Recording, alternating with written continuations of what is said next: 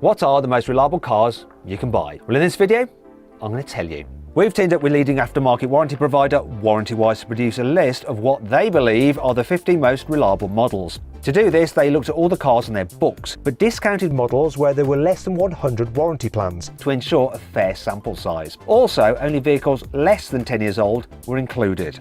Obviously, none of the cars included in this survey had any of their manufacturer's warranty remaining. After all, you'd only buy an aftermarket warranty once the manufacturer's has run out. This left us with 200 different models of used car in the survey. Warranty-Wise then analysed their data to determine a reliability index for each car. They also recorded the age and mileage of cars when they did go wrong, the average cost per repair and the time it took to fix them. They used that data to give each car a score out of 100.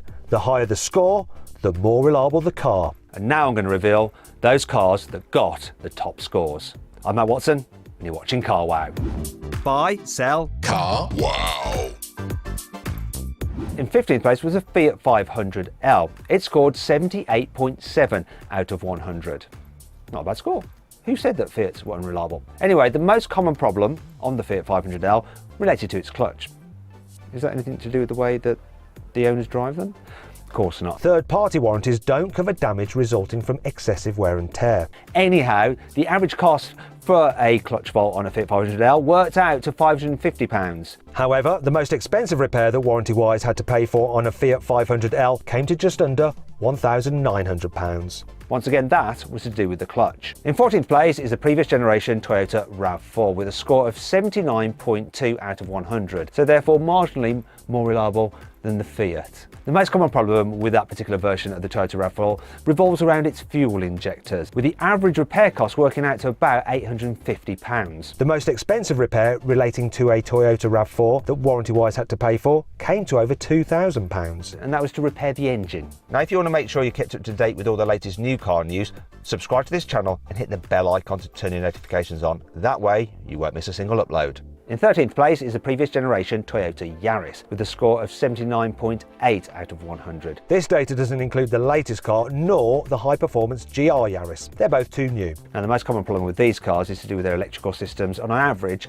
they cost around £800 to fix. Meanwhile, the biggest repair bill for a Toyota Yaris came to more than £3,100. That was to fix a faulty gearbox. In 12th place is the current generation of Renault Kangoo.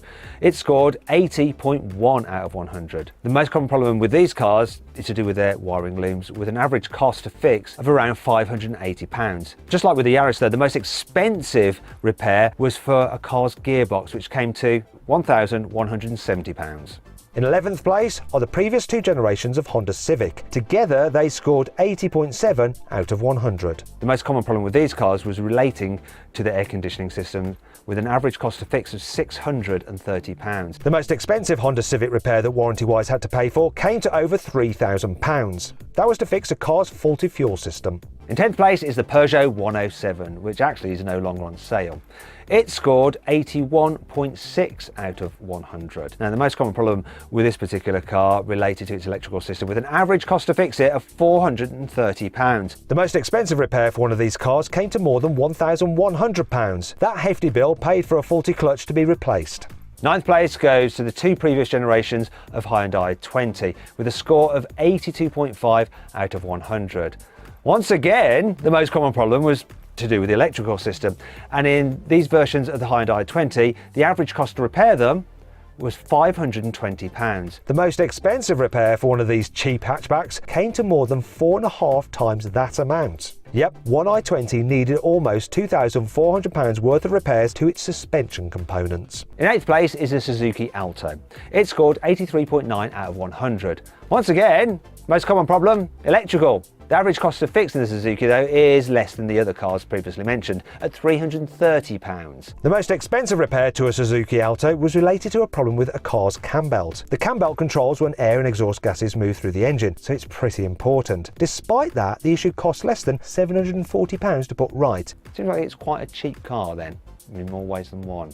Now, if you're thinking about getting a car and you want to compare all the different models and the savings that you can get on them, click on the pop-out banner up there or follow the link in the description below to go to CarWow. If you want to do that at a later date, just simply Google "Help Me CarWow" and my team and I will help you choose the right car for you and get it for a fair price from one of our trusted dealers. In 7th place is the previous generation Kia Rio with a score of 84.9 out of 100.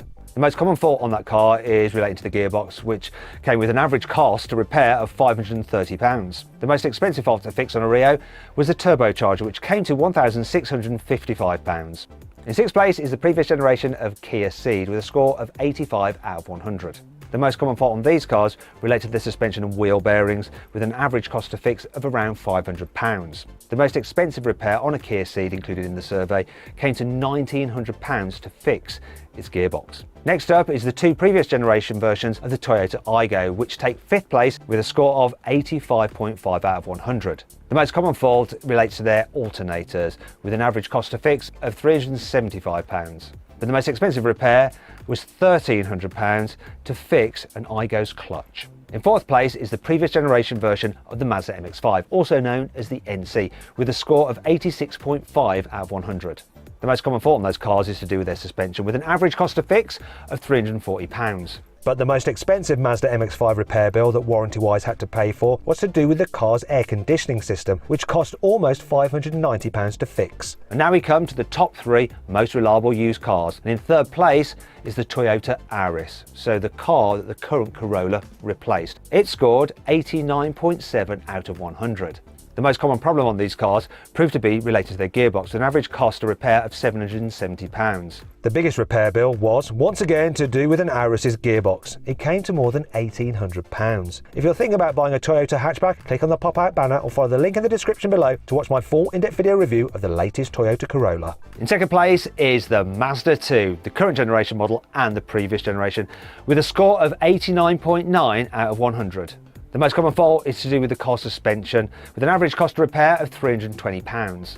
The biggest repair bill was much pricier than that though. One car had a faulty power steering pump, which cost more than £2,400 to repair. The car was probably barely worth that much itself. Finally then, I can reveal the most reliable used car you can buy, and it is the Honda Jazz. It's the two previous generation models to be precise, and they scored an incredible 93.7 out of 100, which is quite a big jump from the second place car. The most common fault with these Honda Jazzes is to do with their central locking, £420 on average to fix. These cars aren't perfect though. The most expensive repair bill that warranty-wise recorded for these generations of Honda Jazz related to the air conditioning system. It came to just over £970. Anyway, what do you think of this list? Are there some common themes? I can see some. Let me know if you spotted them in the comments below.